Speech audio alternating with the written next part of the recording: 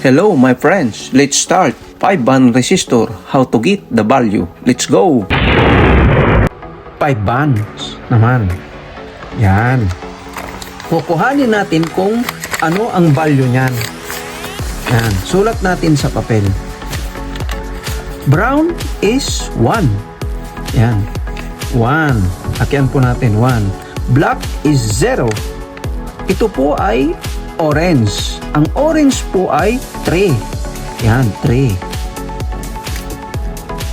Ang pang-apat po na kulay ay yan na po, dahil yan na po ay 5 bands. Ang pang-apat na kulay ay multiplier niya po. Yan. Ito po ay, ang kulay ay red. Nasaan ang red? Yan. 100 ohms. Multiplier niya. Yan. Yan. Times 100. Yan. Ang sagot po niyan ay 10,300.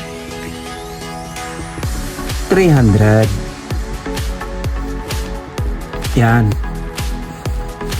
I-round off po natin, kaya naging equals, i-round off po natin ay 10.3 kilo ohms. Kilo ohms. Yan po ang sagot.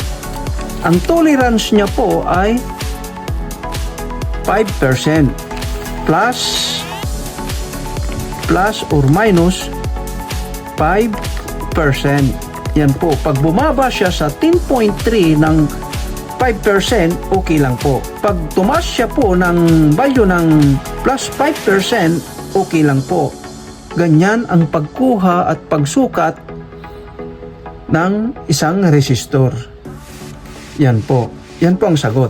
Ngayon, 1 is brown, 0 is black, 3 is orange, times 100 plus minus 5%, ang resistance niya po ay 10.3 kilo ohms. Tolerance plus or minus 5%. Yan. Pag may natutunan po kayo, please huwag kalilimutan mag-subscribe, like, and share, and click the notification bell para ma-notified po kayo sa susunod kong video. Thank you and God bless us.